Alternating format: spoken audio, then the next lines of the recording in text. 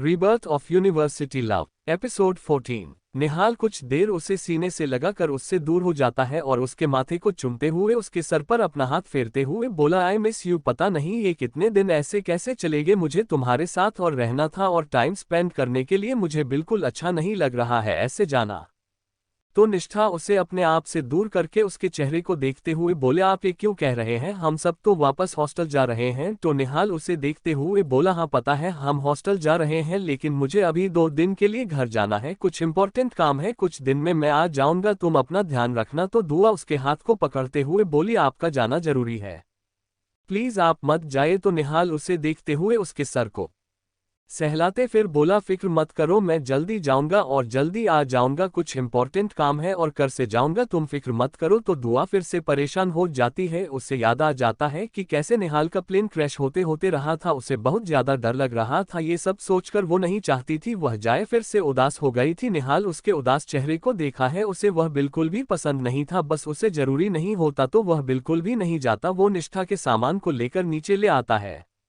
नीचे सब लोग खड़े थे, उन लोगों की कर रेडी थी और वह सब अपने पैकिंग सामान को लिए खड़े थे और सब हॉस्टल के लिए निकल रहे थे। सबको पता है कि निहाल अभी जाने नहीं वाला, सबको बता दिया था, लेकिन निष्ठा को उसने नहीं बताया था। अब उसके चेहरे को देखकर सभी जान गए थे कि उसे पता चल चुका है, जिस वजह से दुआ उसको अपने साथ ले आती है और उसे घूरकर बोली, उदास होने की कोई जरूरत नहीं है, वह कोई तुम्हें छोड़कर किसी दूसरी लड़की को लाने नहीं जा रहा है, वह बस अपना घर में कुछ काम के लिए जा रहा है। तो निष्ठा बस आयु को देखकर अपना सर हमें गीला देती है। वही यश निष्ठा को हंसाने के लिए बोला, हाँ वैसे भी इसे पसंद भी कौन करेगा, उसका दिमाग तो अपनी सही जगह पर ही नहीं है और दिल तो तुम्हारे पास है, मुझे जैसा हैंडसम होता तो बात कुछ और होती। तो उसके बात सुनकर निहाल उसे घूर के देखा, क्या वह हैंडसम नहीं है। यश उसके नजर अपने ऊपर महसूस करके सक पका जाता और उसके कंधे पर हाथ रखते हुए बोला, अरे मेरा दोस्त तो गुस्सा क्यों हो रहा है, तू भी ठीक ठाक ही दिखता है लेकिन मुझे से थोड़ा कम हैंडसम है। उसकी बात सुनकर सबकी हंसी छूट जाती है, निष्ठा भी मुस्कुरा देती है, तो निहाल इसका छोड़ देता है। सब लोग कर में बैठ जाते हैं और हॉस्टल के लिए निकल आते हैं। निहाल और ऋषि दोनों ही अपने अपने कार लिए हॉस्टल में पहुंच जाते हैं और उतरते हॉस्टल बहुत खूबसूरत बना था। जहां लड़कों का हॉस्टल ब्लू कलर का था, वही लड़कियों का हॉस्टल लाइट पिंक कलर का था और दोनों ही खूबसूरत पर बहुत डिजाइन से बना गया था। उन लोगों को उनका रूम और सब चीज डिटेल्स मैसेज कर दिया गया था और जिन लोगों को रूम अल्टरनेट करना था वह भी 1 हफ्ते बाद होगा, वह भी उन्हें कह दिया गया था। सब लोग कर से उतर जाते हैं और अपने अपने सामान को लेते हैं। वही निष्ठा भी कर से उतर जाती है और अपने सामान को पकड़े खड़ा थी। निहाल उसे देखकर गहरी सांस लेता है और कर से उतरकर उसके पास जाकर उसे सीधे अपने बाहों में भर लेता है। निष्ठा भी अपने आगे बंद कर लेती है और उसे पर अपनी पकड़ मजबूत कर देती है। निहाल उसे अपने आप से दूर करके उसके माथे को चूमते हुए उसके सर सहलाते हुए बोला है, तुम फिक्र मत करना, मेरी 2 दिन में आ जाऊंगा और तुम प्लीज खाना मत छोड़ना, पिछली बार की तरह तुम्हें फिट रहना चाहिए, अगर तुम कमजोर हो गई तो फ्यूचर में हमें परेशानी हो सकती है। तो निष्ठा नासमझी से उसे देखने लगी, तो निहाल अपनी नजरों से ही उससे इशारा करता है, जिससे निहाल की इशारों को वह अच्छे से समझ पा रही थी। वो अपना सर नीचे करके निहाल को हल्का सा धक्का देती फिर बोली, जाइए आप और अपना ध्यान रखना। तो निहाल की बात सुनकर मुस्कुरा देता है और उसको बाय कहकर निकल जाता है। निष्ठा भी अंदर आ जाती है, जहां सब लड़के बॉयज हॉस्टल की ओर चले जाते हैं जो उनके बगल में ही था और सब लड़कियां गर्ल्स हॉस्टल के अंदर जाती है। अंदर का इंटीरियर काफी ज्यादा अच्छा था। आयु आसपास देखते फिर बोली, अच्छा हुआ इन लोगों को इस बार बहुत अच्छे से सब कुछ मेंटेन किया, मुझे तो पसंद आ रहा है, आगे देखते हैं क्या होगा, लेकिन बिल्डिंग का कलर पिंक करने की क्या जरूरत थी। तो तारा और सिया उसे देखते हुए बोली, तुम्हें क्या पता कि लड़कियों का फेवरेट कलर पिंक होता है। तो उनकी बात सुनकर आयु उन दोनों को ऐसे घूरती है कि क्या वह लड़की नहीं है, तो वह दोनों ही झेप जाते हैं। उन्हें पता था कि आयु की सोच उनसे अलग है, लेकिन फिर भी वह लड़की ही है। वो लोग हैरान थे कि उन चारों का रूम सेम था, जिस वजह से वह थोड़े कंफ्यूज थे। वह अंदर जाकर जैसे ही 4th फ्लोर पर पहुंचते हैं और अपने रूम को देखते ही तो हैरान हो जाते हैं, क्योंकि निहाल ने पहले से ये कहकर करवाया है, इस बारे में इनको नहीं पता वह बात। दूसरी बात, इस बार इंटीरियर चेंज होने के साथ साथ डिजाइन्स और स्पेस भी काफी चेंज हुए थे, जिस वजह से एक साथ एक रूम में 4 लड़कियां रह सकती है। वही 2-2 से 4 बेड लगाए गए थे जो आमने सामने थे। पहले 2 बेड पर तारा सिया रहेंगे और दूसरे सामने वाले जो 2 बेड थी वहां पर निष्ठा और आयु वो वैसे पहले जैसे रह रहे थे वैसे रहेंगे, उनके साथ उनके साइड में उनके सामान रखने के लिए काफी स्पेस था और सब लड़कियों का यूज करने के लिए 2 वॉशरूम था, एक बड़ा और एक छोटा जो इमरजेंसी के लिए था, जिससे सब लड़कियां काफी ज्यादा खुश थी। और बात नहीं लड़कों के हॉस्टल की, लड़कों का हॉस्टल वैसे ही था, बट बात सिर्फ इतनी थी कि निहाल अपने पिछले हॉस्टल की तरह भी इस हॉस्टल के सबसे ऊपर वाले फ्लोर को अपने और अपने फ्रेंड्स के लिए बुक कर लिया, कि जिसमें सबका ही एक एक रूम था। उनका रूम इतना बड़ा नहीं था लेकिन फिर भी अच्छा था और सबको भी अपना स्पेस मिल रहा था, और ऋषि का भी वहां पर एक रूम था। उसने पहले इन सब चीजों के बारे में अपने पापा और बाकी सब ट्रस्टीज को बता दिया था। उन लोगों को भी प्रॉब्लम नहीं थी क्योंकि यह तो बस रहने की बात थी, और वैसे भी ऊपर वाले फ्लोर पर किसी लड़के का आना माना है। सब लोग अपने रूम कमरा सबसे सेटिस्फाई थे, और जिन लोगों को प्रॉब्लम थी वह वार्डन से बात करने के लिए चले गए थे। वही यह चारों तो काफी खुश थे, अपने अपने बेड पर सब रेस्ट करने लगे। रेस्ट करके सब लोग शाम को उठते हैं, कल से उनके कॉलेज है, सब लोग अपनी अपने कामों में लग जाती है। सबको पढ़ाई पर ध्यान देना था। निष्ठा तो अपनी बुक में ऐसी घुसी कि उसे आसपास की चीजों का होश ही नहीं रहा। वह शाम से पढ़ाई में लग गई कि रात को 12 बजे उठी। उसे खाने के लिए भी मना कर दिया, बस उसने कुछ चॉकलेट जो उसके पास रखी थी, जो निहाल ने उसे दिया था, बस वही खाकर अपना गुजारा कर दिया। आयु उसे डांटती है लेकिन फिर भी वह जब देखी है कि निष्ठा पढ़ाई पर बहुत ज्यादा ही बिजी है, वह उसे परेशान नहीं करती। वहीं दूसरे दिन से उसकी क्लास स्टार्ट हो गई थी। निष्ठा, आयु, बाकी सब लड़कियां और लड़के क्लासेस के लिए रेडी हो गई थी। परसों के तमाशा के बाद कोई भी निष्ठा से कुछ भी नहीं कहता, और बल्कि तब उससे अच्छे से बिहेव करते। निष्ठा को वैसे भी उन सब से कोई भी फर्क नहीं पड़ता था, वह तो बस अपने दोस्तों के साथ खुश थी। वह कुछ क्लासेस अटेंड करने के बाद लाइब्रेरी में चली गई और जाकर अपनी पढ़ाई करने लगी। वह पढ़ाई कर रही थी कि तभी उसे निहाल के फिर से याद आने लगी। उसे निहाल की याद आ रही थी लेकिन वह अपने मन को डाइवर्ट करने के लिए पढ़ाई कर रही थी। लेकिन लाइब्रेरी में उनके काफी सारे यादें थी, जिस वजह से उससे वह सब याद आने लगता है। वह निहाल को बहुत ज्यादा मिस कर रही थी कि तभी उसके फोन पर कॉल आता है। वह वीडियो कॉल था, वो कॉल रिसीव करती है। वो सामने निहाल के चेहरे को देखता है, जिसे देखकर उसके चेहरे पर सुकून आ जाती है। निहाल उसे देखते हुए बोला, खाना खाया है तुमने सुबह? निष्ठा उसे देखते हुए झट से अपने बैग से चॉकलेट निकलते हुए बोली, मैंने चॉकलेट खाया था। निहाल उसे घर के देखी, फिर बोला, चॉकलेट से पेट भर जाएगा? तो निष्ठा मासूमियत से बोली, हाँ मुझे तो भूख नहीं लगी, आपने खाया है सुबह से खाना?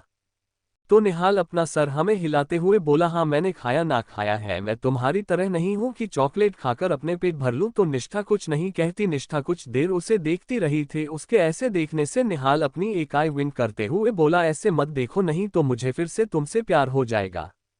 और वह भी बहुत ज्यादा। निष्ठा उसकी बात सुनकर मुस्कुरा देती है। तभी उसे लाइब्रेरियन की आवाज आती है, शायद वो इस तरफ आ रहे थे, और वैसे भी लाइब्रेरी में शोर करना मना है। वह निहाल को कहती है। निहाल भी काम की वजह से कॉल कट कर देता है। निष्ठा वापस अपनी पढ़ाई में लग जाती है। वह भी थोड़ी नॉर्मल थी क्योंकि निहाल ने उससे बात कर ली थी। उसने दोपहर में सब लोगों के साथ लंच किया और फिर से अपनी पढ़ाई में लग गई।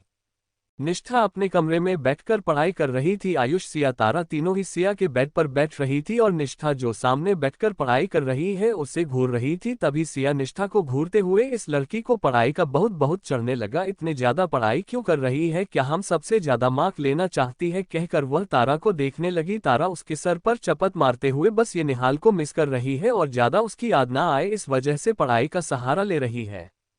उसकी बात सुनकर आयु भी तारा की तरफ देखती है। वह उसके बातों से सहमत थी। वह तीनों ही निष्ठा के पास आ जाते हैं और आयु एकदम से उसके हाथों से बुक ले लेती है। निष्ठा उसे देखते फिर बोली, दी क्या हुआ? तो आयु से घूरते हुए बोली, कुछ नहीं हुआ, तुम चलो, हम चारों आज घूमने जाएंगे और तुम हमारे साथ चलोगी, कोई ना नुकुर र नहीं। तो निष्ठा उसे मासूमियत से देखते फिर बोली, पर रात में? तो तारा उसके कंधे पर हाथ रखते हुए बोली, घूमने रात को ही जाया जाता है हमारी भोली बच्ची, जल्दी से कपड़े बदल ले, नहीं तो तुझे ऐसे ही ले जाएंगे। निष्ठा ने हॉट पैंट पहनावा थे जो उसके घुटनों के ऊपर ही था। उसकी बात सुनकर वह जल्दी से जाकर ट्राउजर पहनकर आ जाती है। उसे पता था कि वह किसी को मना नहीं कर सकते क्योंकि यह तीनों ही जिद्दी है, और वह उनके साथ बाहर आ जाती है जहां आयु एक बाइक चलाती है, उसके पीछे निष्ठा बैठ जाती है, वही सिया चलती है, उसके पीछे तारा बैठ जाती है। सिया को बाइक चलाना आता था और यश के साथ उसने कई बार रेसिंग भी की थी। वह चारों लड़कों को बिना बताए निकल जाते हैं। सबने हेलमेट पहन ली थी और रास्ते में बहुत से मौज मस्ती करते हुए घूमकर लास्ट में एक ढाबा में पहुंचते हैं। सब लोग ढाबे में पहुंचते हैं और अपने लिए कुछ कुछ खाना भी मंगवाते हैं, लस्सी पीते हैं, मौज मस्ती करते हैं। बहुत खुश थे। निष्ठा भी जो उदास थी उन लोगों के साथ खुशियों से एंजॉय कर रही थी, क्योंकि उसने कभी भी एक्सपीरियंस नहीं किया था, लेकिन उसे इन सब के साथ काफी ज्यादा अच्छा लग रहा था। वह कभी रात को ऐसे बाहर नहीं आई थी सबसे छुपकर, लेकिन उसके विश लिस्ट में यह उसके एक विश भी थी और आज वह पूरा हो गया था, जिससे वह बहुत ज्यादा खुश थी। वह सब कुछ दूर जाकर एक आइसक्रीम पार्लर के पास रुकते हैं और आइसक्रीम ले आते हैं। सिया सबके लिए आइसक्रीम लेकर सबको पकड़ा देती है और सब लोग वहीं खड़े होकर आइसक्रीम खाने लगते हैं। तारा सिया को देखते हुए बोली, क्या हुआ सिया, तुम तो आज सबसे ज्यादा खुश लग रही हो। तो सिया मुस्कुराते हुए बोली, अरे मुझे बस इस बात खुशी है कि हम सब नाइट आउट्स पर आए हैं, घूमने आए हैं, और वह भी सिर्फ लड़कियां। बहुत मजा आ रहा है मुझे, और मैं कल यश को ये कहकर चिढ़ाऊंगी, यह सोचकर ही मुझे खुशी हो रही है। तो सब उसे ऐसे घूर रहे थे कि कोई छोटी बच्ची है कि उसे चिढ़ाएगी, यह कहकर सब तभी निष्ठा को देखते हैं। वह मासूमियत से सब जगह को अपनी टिमटिमाती नजरों से देखकर आइसक्रीम खाने में बिजी थी। वह सबसे अनजान थी। आयु उसके कंधे पर हाथ रखते हुए बोली, क्या हुआ। तो निष्ठा मुस्कुराते हुए उसे देखते हुए कुछ नहीं दी, बस सब जगह को देख रही थी। रात में इन सब जगह कितनी खूबसूरत लग रही है, सब जगह इतना शांत है, बहुत अच्छा लग रहा है। तो तारा उसके दूसरे तरफ आकर खड़े होते हुए बोली, हाँ दिन में इतना शोर शराबे, इतने सारे लोग, चहल पहल, अब कितना शांत है। वह सब कुछ पिक क्लिक करते हैं, उसके बाद वापस बाइक पर आ जाते हैं। वो लोग आ ही रहे थे कि तभी उन रास्ते पर कुछ लड़के रेसिंग करते हुए मिल जाते हैं और इन लोगों को ओवरटेक करके साइड करने की कोशिश करते हैं। जिस आयु और सिया दोनों को ही काफी गुस्सा आता है, वह दोनों उनके साथ रेसिंग करने लगते हैं। वही उनको रेसिंग करते हुए देखकर जहां तारा काफी ज्यादा एक्साइटेड थी, क्योंकि उसे भी यह सब पसंद था, लेकिन सिया उसे चलने नहीं दे रही रेसिंग करने के लिए। लेकिन निष्ठा को हल्का डर लग रहा था, हम उसे अच्छा लग रहा था ये सब, लेकिन फिर भी उसे डर था। वो आयु को मना करती है, लेकिन आयु तो आयु है, उसकी बात नहीं सुनती, बस उसे अपने आप को कसकर पकड़कर बैठने के लिए कहती है। वो लोग उन लड़कों के साथ रेसिंग करते हैं, रेसिंग करते हुए काफी आगे आ जाते हैं और उन लड़कों को पीछे छोड़ देते हैं। वह भी शायद बहुत ज्यादा नशे में थे, जिस वजह से कहीं रुक जाते हैं। ये लड़कियां घूम घूम कर थक गई थी और रात ज्यादा हो गई थी, और निष्ठा को अभी ठंड लग रही थी। उसने कई बार चेक में लिया था, उसे बहुत जल्दी सर्दी लग जाती थी। यह बात सबको पता थी, जिस वजह से वह सब हॉस्टल की ओर आ जाते हैं, क्योंकि रात हो गई थी और सब लोगों को नींद भी लग रही थी। वह सब चुपके छुपाते हॉस्टल के अंदर घुस जाते हैं।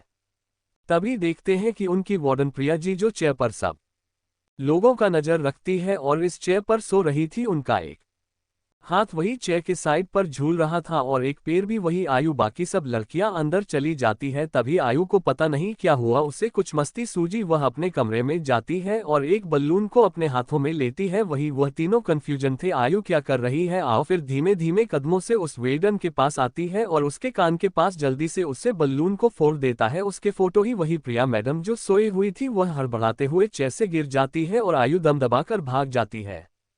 सिया, निष्ठा, तारा आंखें फाड़े आयु की हरकतें को देख रहे थे। वह लोग आगे नहीं गए थे, क्योंकि उन्हें अंदाजा था आयु कुछ तो गड़बड़ कर रही है, लेकिन उसके हरकत देखकर वह भी वहां से भाग गई। सब लोग अपने कमरे में आकर गहरी सांस लेते हैं और एक दूसरे को देखकर हंसने लगते हैं।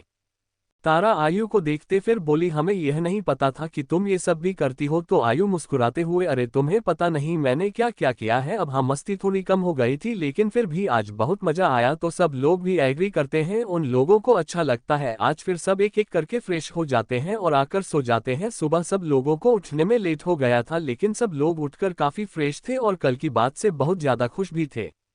वही कृष, ऋषि, यश तीनों ही क्लास खत्म करके कैंटीन में उनका इंतजार कर रहे थे। वह लोग अभी तक आए नहीं थे। सुबह का ब्रेकफास्ट वो लोग कैंटीन में ही करते हैं। वही लड़कियां वहां पर आ जाती है और उन सब के पास बैठ जाती है। ऋषि अपनी बहन को देखते हुए बोला, तारा इतना लेट क्यों हुआ। फिर सबको देखते हुए बोला, हाँ तुम सब भी इतनी लेट क्यों आए।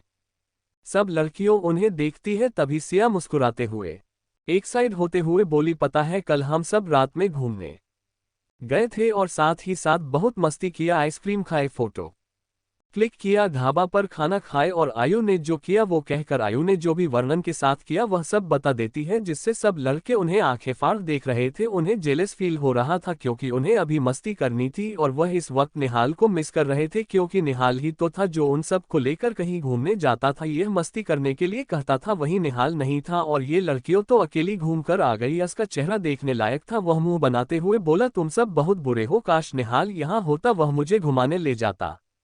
उसके बात सुनकर निष्ठा की नज़र उससे पर चलाई गए। वहीं सिया उसे घर के देखते हुए बोले, तुम तो ऐसे कह रहे हो कि निहाल तुम्हारा बॉयफ्रेंड है, तुम्हें घुमाने ले जाता। तो यश उसे देखते हुए बोला, तुम क्या जानो हमारा रिश्ता।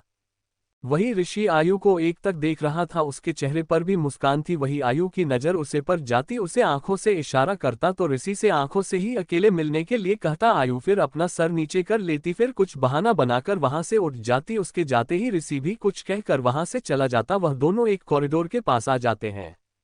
आयु उसके पास आते हुए उसे देखते फिर बोली, क्या हुआ, तुम अकेले मुझे क्यों बुला रहे हो। तो ऋषि उसके कमर को पकड़ कर अपने करीब करते हुए उसे देखते हुए बोला, तुम अकेले अकेले घूम आए, एक बार मेरे साथ भी घूमने के बारे में सोच लिया करो ना। तो आयु उसके गले पर बाहें डालते फिर बोली, मुझे तुम्हारे साथ घूमने में कोई भी इंटरेस्ट नहीं है। और हम सब घूमने गए क्योंकि निष्ठा का मूड अच्छा नहीं था और हम उसका मूड ठीक करना चाहते थे, इसलिए हम उसे घुमाने ले गए। तो उसके बात सुनकर ऋषि मुस्कुराते हुए उसके बाल को पीछे करते हुए बोला, हाँ तो मेरा मूड भी ठीक करने का बारे में कभी सोच भी लिया करो। तो आयु उसकी बात सुनकर अपना हाथ उसके सीने पर सहलाते हुए बोलो, तुम्हें अपना मूड ठीक करवाना है, कहकर वह अपना हाथ धीरे धीरे नीचे ले जा रही थी। उसकी हरकत देखकर ऋषि समझ नहीं पा रहा था कि वह क्या कर रही थी। वही उसके हाथ उसके चीत से होते हुए उसके पेट पर चल रहे थे। ऋषि को अजीब लगने लगा, ये लड़की क्या कर रही है। वहीं एकदम से उसके पेट पर एक हुक्का मार देती है, जिससे ऋषि के मुंह से चैक निकल जाते हैं। वह अपने पेट के पकड़ लेता है और आयु हंसते हुए वहां से भाग जाती है। ऋषि उसे घूरते रहता और अपने पेट को सहलाता रहता। आयु वापस आकर चुपचाप बैठ गई थी। निष्ठा आयु को देख रही थी। वह उसे देखते फिर बोली, क्या हुआ दी। तो आयु उसे देखते हुए मुस्कुराते हुए बोले, कुछ नहीं, तुम खाना खाओ नहीं तो निहाल कहेगा कि उसकी निष्ठा का हम सब ने ध्यान नहीं रखा। कहकर वह फिर से हंस देती है। उसके चेहरे से आज हंसी जाए ही नहीं रही थी, जो सब नोटिस कर रहे थे। ऋषि भी आ जाता है। कुछ देर में उसकी हालत ठीक नहीं लग रही थी। कृष उसे देखते फिर पूछता है, क्या हुआ, वैसे तुम ठीक हो। तो ऋषि आयु को घूरते हुए अपनी जगह पर बैठते हुए बोला, हाँ ठीक है, बस मैं कहीं गिर गया था। तो तारा परेशान होते फिर बोली, क्या भाई अब गिर गए थे, चोट तो नहीं लगी। तो वह अपना सा नामे हिलाते हुए बोला, नहीं मैं ठीक हूँ। आयु उसे देखकर मुस्कुराते हुए खाना खा रही थी। उसे हंसी आ रही थी ऋषि पर। ऋषि भी यह समझ पा रहा था। ऐसे ही हंसी मौज मस्ती करते हुए आज का दिन निकल जाता है। अगला दिन भी सब लोग सुबह उठकर रेडी होकर कॉलेज के लिए निकल जाते हैं। ब्रेकफास्ट करने के बाद सब लोग क्लासेस अटेंड करते हैं। क्लासेस अटेंड करने के बाद सब बाहर आ जाते हैं। निष्ठा को लाइब्रेरी में कुछ काम था, वह जाकर कुछ बुक्स लेती है और बाहर आ जाती है।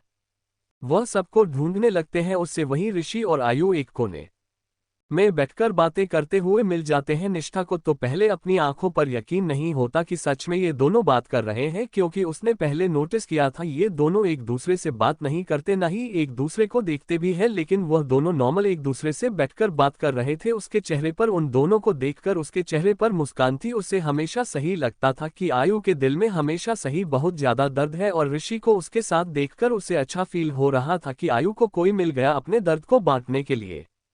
वही फिर वह कुछ आगे आके गार्डन साइड में देखती है, जहां कृष और तारा एक दूसरे में खोए हुए थे, एक दूसरे को बाहों में भरे बैठकर बातें कर रहे थे। फिर कुछ दूर आगे आते ही उसे वहां पर सिया और यश मिल जाते हैं, जो एक दूसरे के साथ मस्ती कर रहे थे, दूसरे के पीछे भाग रहे थे। सब अपने अपने मस्ती में थे वहां पर, और कुछ कपल्स और दोस्त भी जो भी बैठे हुए थे। अब कॉलेज खत्म होने का टाइम हो गया था, जिस वजह से काफी कम लोग थे, लेकिन फिर भी सब अपने अपने में खुश थे। निष्ठा सब लोगों को देखते हैं उसे खुशी हो रही थी, लेकिन उसके दिल में कहीं एक कोने में निहाल की यादें जो बहुत ज्यादा आ रही थी। अगर निहाल अभी उसके साथ होता तो वह भी उसके साथ टाइम स्पेंड करती। उससे थोड़ा बुरा लग रहा था कि सबके पास अपने अपने पार्टनर है, बस उसके पास अभी निहाल नहीं है। जलन कहे या याद, लेकिन बस उसे अच्छा नहीं लग रहा था। वह किसी को बिना कुछ कहे आगे आ जाती है और कॉलेज के साइड वाले एरिया में जाने लगती है, क्योंकि कॉलेज की बैक साइड में ही उनका हॉस्टल है, जो एक बड़ा ग्राउंड में फैला हूं जा रही थी कि उसे सामने कोई उसकी तरफ पीठ करते हुए खड़ा होते हुए देखा है। वह थोड़ा दूर थे, जिस वजह से उसे देख नहीं पा रही थी। वह अपने कदम उसकी तरफ बढ़ा देती है कि वह आदमी एकदम से पलटता है, तो निष्ठा को उसका चेहरा देखा है। वह कोई नहीं निहाल था, और अपने चेहरे में गॉगल्स लगाए, leather jacket, blue jeans, white shirt पहने, अपने पॉकेट में अपना हाथ डाले निहाल निष्ठा को भी देखे जा रहा है, तो उसके चेहरे पर मुस्कान थी। निष्ठा जब उसे देखते हैं तो एकदम से उसकी तरफ भाग जाती है और उसके सीने से लग जाती है। वहां आसपास कोई नहीं था। और होता भी उसे अभी फर्क नहीं पड़ता, क्योंकि अगर हम किसी को बहुत दिल से याद करें और वह इंसान सामने मिल जाए तो हम दुनिया की वैसे भी परवाह करना छोड़ देते हैं। निष्ठा की आंखों में आंसू थी, उसे यकीन नहीं हो रहा था कि निहाल है। जब उसने उसे बाहों में भरा था तो यकीन हो गया, उसके आंखों में आंसू आ गए थे और जो बह रहे थे। निहाल मुस्कुराते हुए उसके पीठ सहलाते हुए बोला, क्या हुआ, तुम रो क्यों रही हो? वो निष्ठा को अपने आप से दूर करता है, उसके चेहरे को देखकर मुस्कुरा देता है। निष्ठा फिर वापस उसके सीने से लगा जाती है। निहाल समझ नहीं पाते इस लड़की को हुआ क्या है, उसके चेहरे को फिर से अपने आप से दूर करते हुए उसके घूरते हुए, बताओ तो रो क्यों रही हो? क्या किसी ने कुछ कहा, डांटा तुम्हें? तो निष्ठा अपना सर मासूमियत से ना में हिला देती है। तो निहाल उसे घूरते पर बोला, तो तुम रो क्यों रही हो? तो निष्ठा उसे से सीने से लगते हुए बोली, आई मिस यू। उसके बात सुनकर निहाल मुस्कुरा देता है और उसके माथे को चूमते हुए बोला, आई मिस यू टू। मुझे हूं ना तुम्हारे पास, तुम रो क्यों रही हो अब? तो निष्ठा थोड़े गुस्से में बोली, आपने कहा था कि अब 2 दिन में आ जाएंगे, लेकिन आज 3 दिन हो गए और आप अभी तक नहीं आए, मुझे लगा कि आपने नहीं आएंगे। तो निष्ठा की बात सुनकर निहाल उसके चेहरे की तरफ झुक के उसके नाक से अपना नाक रब करते हुए बोला, कैसे नहीं आता, तुम्हें कहा था ना मैं जल्द से जल्द काम खत्म करके आ जाऊंगा, और जैसे ही मेरा काम खत्म हुआ यहां पर आ गया। निष्ठा की नज़र तभी निहाल के गले पर जाती है, उससे कुछ अजीब लगा तो वो निहाल को देखते हुए बोली, क्या हुआ, आपको चोट लगी है? तो निष्ठा की बात सुनकर निहाल तो पहले अपने नज़र इधर उधर करता है, फिर उसे देखकर मुस्कुराते हुए बोला, नहीं मुझे चोट नहीं लगी, तुम्हें कोई गलतफहमी हुई है, छोड़ो चलो, बाकी सब कहाँ है? लेकिन निष्ठा को शक हो गया था, वह उसके गले के देखते हुए उसके शर्ट की तरफ हाथ बढ़ाकर उसके बटन खोलने लगी। तो निहाल उसे देखते हुए बोला, क्या कर रही हो, ऐसे रास्ते में तुम मेरा चीर हरण कर रही हो? तो निहाल को वह घूर के देखते हुए बोली, प्लीज आप चुप रहिए।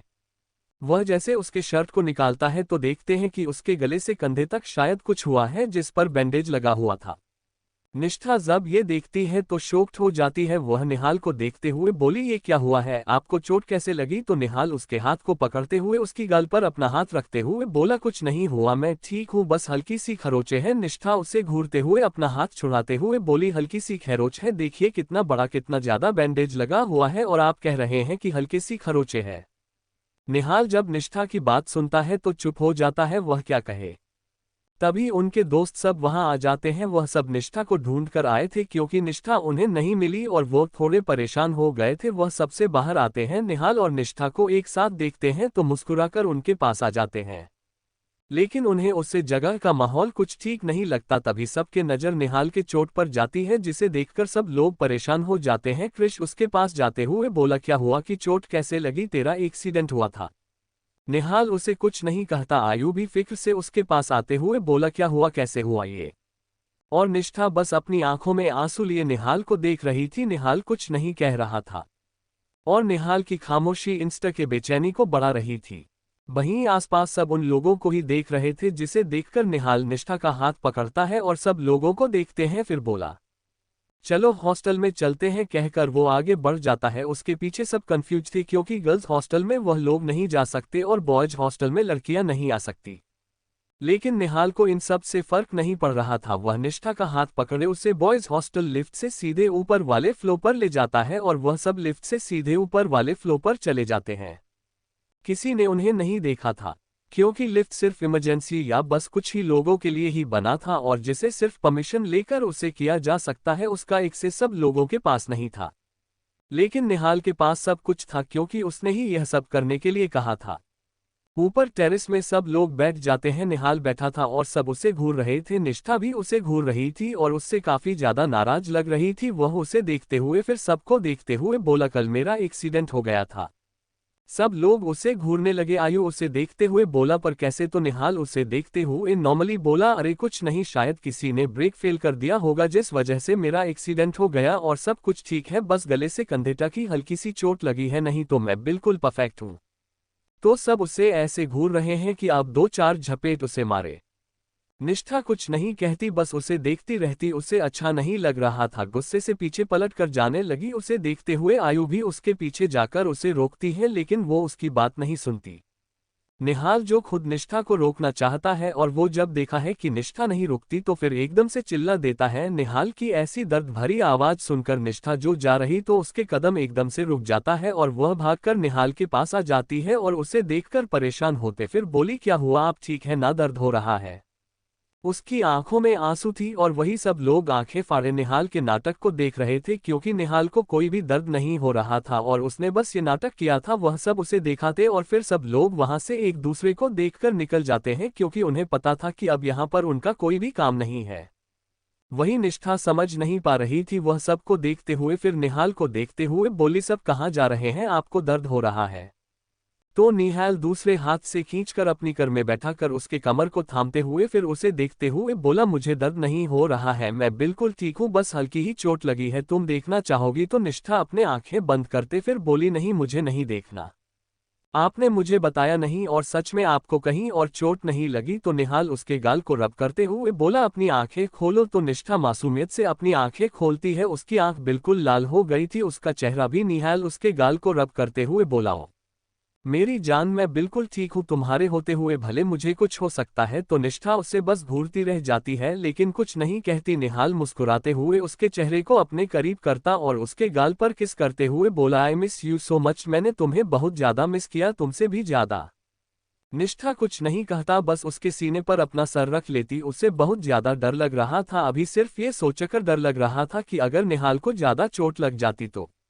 वो अपना सर उसके सीने से हटाकर उसे देखकर बोली, पर किसने आपका ब्रेक फेल कर दिया? कैसे, आपने पुलिस कंप्लेंट नहीं की? तो निहाल उसे परेशान हुए देखकर मुस्कुराते हुए बोला, फिक्र मत करो, मैं बिल्कुल ठीक हूँ और मैं पुलिस कंप्लेंट भी कर दी है और जिसने भी ये किया है उसे भी जेल हो गई है, और तुम परेशान मत। और तुम आज मेरे साथ रुकोगी? तो निहाल की बात सुनकर निष्ठा से देखते फिर बोले, पर मैं यहाँ कैसे रुक सकती हूँ? तो निहाल उसे देखकर मासूम से शक्ल बनाते हुए बोला, ओके, अगर तुम रुकना नहीं चाहती तो कोई बात नहीं, मैं तुम्हें फोर्स नहीं करूंगा। फिर अपने कंधे की तरफ इशारा करते हुए बोला, मुझे ना अभी भी दर्द हो रहा है और मुझे रात में अगर किसी चीज की जरूरत हो गई तो, और वैसे भी किसी को क्या पता चलेगा कि तुम कहाँ हो? हॉस्टल में तुम्हारी एंट्री सिया तारा बाकी सब कर देंगे, और कुछ गड़बड़ हुआ तो आयु तो है ना तुम्हारे लिए। निष्ठा मासूमियत से उसे देखते हुए बोली, सच में? लेकिन मैं ऐसे यहाँ कैसे रुक सकती हूँ? तो निहाल उसे घूरते हुए बोली, ओके ठीक है, तो तुम अपने साथ आयु को भी यहाँ पर रोक लेना या किसी और को। अगर तुम्हें अकेले डर लगे तो मैं तुम्हारे साथ कुछ करने नहीं वाला। तुम्हें लगता है कि मैं इसे हालत में कुछ कर सकता हूँ? क्या तुम्हें मुझ पर यकीन नहीं है? तो निहाल की बात सुनकर निष्ठा उसके गाल पर हाथ रखते हुए बोली, मुझे आप पर पूरा यकीन है कि आप कुछ भी नहीं कर सकते। तो निहाल उसे ऐसे देखता है कि वह बोलना चाहता था कि वह सब कुछ कर सकता है, लेकिन वह कुछ नहीं कहता, बस उसे देखकर मुस्कुरा देता है। तभी आयु और बाकी सब उनके पास आ जाते हैं। आयु निष्ठा को देखते हुए बोले, निष्ठा तुम चलो, चलते हैं। तो निष्ठा उसे देखते हुए बोली, नहीं दी, मैं नहीं जाऊंगी हॉस्टल, अगर रात में निहाल को मेरी जरूरत हो गई है, आप प्लीज सब कुछ संभाल लेना ना, मुझे नहीं जाना, आप भी प्लीज रुक जाए ना मेरे साथ। तो आयु निहाल घूर के देखे, क्योंकि उसे पता था कि यह जरूर निहाल ने उसे कहा होगा, लेकिन फिर भी वह कुछ नहीं बोलती और निष्ठा को देखते हुए बोली, नहीं, उस वार्डन का भरोसा नहीं, वह रात में शायद चेक करने आ सकती है, तुम नहीं तो मुझे वहां पर रुकना होगा। एक काम करो, तारा को देखकर, तारा यहाँ रुक जाओ। तो इसे ही बोला, हाँ ठीक है, मैं यश के साथ सो जाऊंगा। तो मेरे रूम में तारा और निष्ठा सो सकती है और निहाल कुछ जरूरत होगी तो निष्ठा उसके पास भी जा सकती है, और अगर वह दोनों नहीं रुकेंगे तो भी कोई प्रॉब्लम नहीं है, हम नेहा का ध्यान रख लेंगे। ये कहकर ऋषि निहाल को देखा था तो निहाल उसे ऐसे घूरता कि वह कहना चाहता है, कोई जरूरत नहीं है मेरा ध्यान रखने की, मेरे ध्यान रखने के लिए मेरी निष्ठा है। उसके बाद समझकर ऋषि बोला, लेकिन अगर हम सब सो जाए तो उठना भी मुश्किल होगा, निष्ठा को रुकना चाहिए, उसकी ध्यान रखने के लिए सब लोग भी हमें भरते हैं। जहां आयुष्या को अपने साथ ले चली जाती है वहीं बाकी सब अपने अपने कमरे में चले जाते हैं। निष्ठा निहाल को साथ लिए उसके हॉस्टल के रूम में चली जाती है, अंदर जाती है और निहाल को बैठा देती है। निहाल निष्ठा के चेहरे को देख रहा था, वह उसका रिएक्शन देखना चाहता था। निष्ठा नजर उठाकर देखती तो देखते ही रह जाती। सामने निष्ठा की बहुत खूबसूरत सी फोटो लगी थी, जिसमें निष्ठा ने बहुत खूबसूरत ड्रेस पहनी हुई थी और उसके हाथों में गुलाब का फूल था, और यह कैंडिड पिक थी, लेकिन निष्ठा काफी खूबसूरत लग रही थी उस फोटो में, और उसने ये जानबूझकर अपने रूम में करवाया था, क्योंकि वह सुबह शाम निष्ठा का चेहरा देखना चाहता था। और अभी निष्ठा का रिएक्शन देखकर तो वह बहुत ज्यादा खुश था, क्योंकि निष्ठा के चेहरे पर एक बहुत बड़ी मुस्कान थी, जिसे देखकर वो निहाल को देखते हुए उसके पास बैठते हुए बोली, ये आपने किया है? तो नेहा उसके बात सुनकर मुस्कुराते हुए बोला, और कौन कर सकता है? निष्ठा फिर से उसके सीने से लग जाती है। निहाल मुस्कुराते फिर बोला, अरे मेरे इतने करीब मत आओ, नहीं तो बाद में मुझे मत कहना। तो निष्ठा उससे दूर हो जाती है कि निहाल उसे कमर से पकड़कर अपने करीब कर लेता। निष्ठा डर की वजह से उसके एक कंधे पर हाथ रखते, लेकिन उसे फिक्र था जिस वजह से वो निहाल के कमर को पकड़ लेती उसकी नाक निहाल के नाक से टच हो रहे थी। निहाल निष्ठा परेशान चेहरा देखकर उसके गाल को सहलाते फिर बोला, परेशान मत हो, मैं ठीक हूं। तो निष्ठा उससे दूर होते हुए बोली, नहीं, आपको अपना ध्यान रखना चाहिए, आप ऐसी हरकत क्यों कर रहे हैं, चुपचाप यहाँ पर लेट जाए। तो निहाल उसे घूरते हुए बोला, मैं बिल्कुल ठीक हूँ और मुझे अभी रेस्ट नहीं करना और तुम मेरे पास रहो, मुझसे दूर जाने की कोशिश मत करना। तो निष्ठा उसे घूरकर बोली, अरे मैं आपके पास ही हूँ, प्लीज आप रेस्ट कीजिए ना। तो निहाल वहीं पर बेड के सिरहाने से सर का बैठ जाता है और निष्ठा भी उसके पास ही बैठ जाती है। निहाल उसका हाथ पकड़ लेता है। निष्ठा उसे देखते हैं। निहाल उसे देखते हुए पूछता है, तुमने क्या क्या किया मुझे बताओ जरा, इन 2 दिनों में मुझे कितना ज्यादा मिस किया। तो निष्ठा उसे देखकर बोली, लेकिन आप रेस्ट कीजिए। तो निहाल से घूरते भी बोला, मैं ठीक हूँ, तुम बताओ। तो निष्ठा कुछ ज्यादा ना सोचते हुए निहाल को बताने लगी कि वह 2-3 दिन उसके बिना कैसी रही, उसने उसे कितनी याद किया, पढ़ाई की और वह घूमने गई, फिर बाकी सारी बातें उसे बताती है। तो निहाल चिढ़ते हुए निष्ठा को देखते हुए बोले, तुमने ये बिल्कुल भी अच्छा नहीं किया। तो निष्ठा नासमझी से उसे देखते हुए बोली, पर मैंने क्या नहीं किया। तो निहाल मुंह बनाते हुए बोला, मैं जब तुम्हें मेरे साथ रहती हो, मैं घूमने के लिए कहता हूं तो तुम मना कर देती हो, वही अपने सब दोस्तों के साथ चली गई और आयु की बच्चे उसने भी मुझे नहीं बताया, और अगर मैं तुम्हें अपने साथ जाने के लिए कहूं तो ऐसे रोक लेती है कि मैं तुम्हें किडनैप कर दूंगा। वहीं निष्ठा निहाल की शिकायत सुनकर मुस्कुराते हुए बोली, मुझे आपके साथ जाने में कोई प्रॉब्लम नहीं है, लेकिन मैं कभी ऐसे नहीं गई और दी और बाकी सब के साथ भी मुझे डर लग रहा था, वह उन्होंने तब मुझे जबरदस्ती की तो मैं भी जाने के लिए मान गई। तो निहाल उसके हाथ को अपनी तरफ खींचते हुए बोला, क्या तो मुझे भी तुम्हारे साथ जबरदस्ती करनी होगी तुम्हें अपने साथ ले जाने के लिए। तो निष्ठा झट से अपने नजर नीचे कर लेती है। निहाल उसके गाल पर हल्के से किस कर देता है, जिस निष्ठा उसे देखते हुए बोली, आप रेस्ट कीजिए, मैं बाहर हूं। तो निष्ठा की बात सुनकर वह अपना सरना में हिलाते हुए बोला, ना बिल्कुल भी नहीं, तुम यहीं पर ही रहना, बाहर जाने की कोई भी जरूरत नहीं है, तुम मेरे पास यही बैठो। तो निष्ठा भी उसके पास बैठी रहती है। निहाल कुछ देर बैठने के बाद लेट जाता है। निष्ठा उसके सर सहलाती है, जिससे निहाल मुस्कुराते हुए उसे देख लेता है। कुछ देर में ही निहाल सो जाता है। उसके सोने के बाद निष्ठा धीरे से उठकर बाहर आती है। वो जैसे ही कृष के कमरे पर गई जहां पर तारा और कृष की बातें उसके कान में पड़ी, कृष चीरते हुए तारा से बोल, तारा मैंने मना किया है, तुम निष्ठा को मैं नहीं बताओगी इस बारे में। तो तारा चीरते हुए बोली, नहीं, मैं निष्ठा को बताऊंगी, इसमें तुम्हारी कोई भी गलती नहीं है, जो भी कुछ हुआ है मेरी वजह से हुआ है। मैंने तुम्हें कहा था, निष्ठा ने मुझे मना किया था किसी से खाने के लिए, लेकिन फिर भी मैंने तुम्हें कहा था, तो गलती मेरी हुई ना। इसमें निहाल तुमसे क्यों नाराज है, मुझे बिल्कुल भी अच्छा नहीं लग रहा है, तुम देख रहे हो ना तुम कितने ज्यादा उदास हो, मुझे तुम्हारी चेहरे की खुशी वापस चाहिए। कहकर वह उसके सीने से लग जाती है। कृष उसे अपने बाहों में भरते हुए बोला, कोई जरूरत नहीं है, मैं बिल्कुल ठीक हूँ और वो तो मेरा दोस्त है, अब कौन नाराज है, लेकिन फिर भी ठीक हो जाएगा। वहीं निष्ठा उन लोगों की बातों को सुन पा रही थी लेकिन समझ नहीं पा रही थी। वह दरवाजा खोलकर अंदर जाते फिर बोली, किस बारे में आप लोग बात कर रहे हैं। तो दोनों की ही नजर निष्ठा पर जाती है।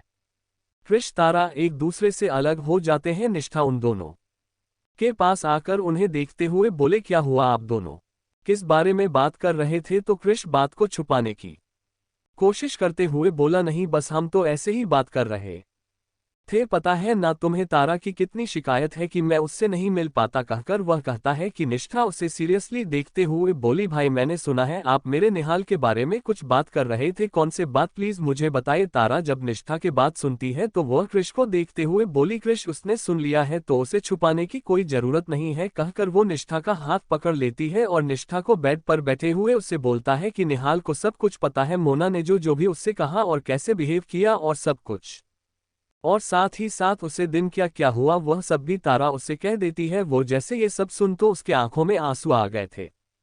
तारा उसकी आंखों में आंसू पूछते हुए बोली, इसमें तुम्हारी तो कोई गलती ही नहीं है निष्ठा, तुम रो क्यों रही हो, और तुम्हें तो खुश होना चाहिए ना। निहाल ने तुम्हारे सिचुएशन समझी, उसने तुम्हारी जगह पर रहकर तुम्हारी सिचुएशन समझने की कोशिश की, हर कोई नहीं करता। तो निष्ठा उसके हाथ को पकड़ते हुए बोली, हम पता है कि उनके जैसा कोई भी नहीं कर सकता, लेकिन वह सब याद आते ही मुझे। कृष उसके दूसरे कंधे पर हाथ रखते हुए बोला, बिल्कुल रोना बंद करो, नहीं तो अगर निहाल देखा तो फिर से बोलेगा कि उसकी गर्लफ्रेंड को हम सब ने रुला दिया, तो रोना बंद कर दो तुम। तारा कृष्ण को घूरते हुए बोली, क्या उसे चिढ़ा क्यों रहे हो? तो कृष्ण बना लेता है, निष्ठा उन दोनों की हरकत से हंस देती है, लेकिन उसके दिल में निहाल के लिए प्यार और भी ज्यादा बढ़ गया था, क्योंकि यहाँ निहाल की अगर कोई होता तो जरूर निष्ठा के प्यार पर यह किसी भी बात का सवाल तो जरूर उठाता कि उसे उसकी प्यार पर भरोसा नहीं है या उसे पर भरोसा नहीं, जिस वजह से निष्ठा ने यह बात निहाल को नहीं बताई, क्योंकि अगर वह चाहती तो मोना की सब बातें निहाल को बता देती और निहाल तो निष्ठा के पीछे वैसे ही पागल था, वह 1 मिनट में सब लोगों से लड़ाई कर जाता, लेकिन निहाल को पता था कि नीता कैसी है, वह अपनी तकलीफ को कभी भी किसी के सामने नहीं रखती और साथ ही साथ लोगों की बातों में जल्दी आ जाती है। फिर इतनी मासूम आज ही देख लो, जैसे ही निहाल ने उसे प्यार से कहा रुक जाने के लिए तो वह मान गई।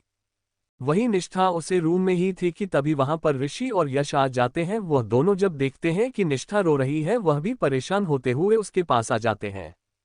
वो तारा और कृष को पूछते हैं। तारा बात संभालते फिर बोली, अरे नहीं, बस निहाल की तबीयत को लेकर यह रो रही है क्योंकि उसे चोट लगी है ना। तो ऋषि से समझाते हुए बोला, बिल्कुल भी मत रो, वो ठीक है और चोट लगी है और ऐसे तो चोट लगती ही रहती है, हम सबको इसमें फिक्र होने की कोई जरूरत नहीं है। तो यश थोड़ा मजाकिया अंदाज में बोला, हाँ देखो ना, अभी अभी मैं छत से गिर गया। सबसे हैरानी से देखने लगे, छत से गिर गया मतलब? तो यह अपना दांत दिखाते हुए बोला, अरे ऊपर से छत में मैं कपड़े उठाने गया था तो मैं गिर गया। तो सब उसे घूर लगे। ऋषि उसे घूरते हुए बोला, अरे वह छत में गिरना कहते हैं, छत से नहीं। तो वह अपना सर खुजलाते हुए बोला, सॉरी सॉरी, गलती से मिस्टेक हो गई।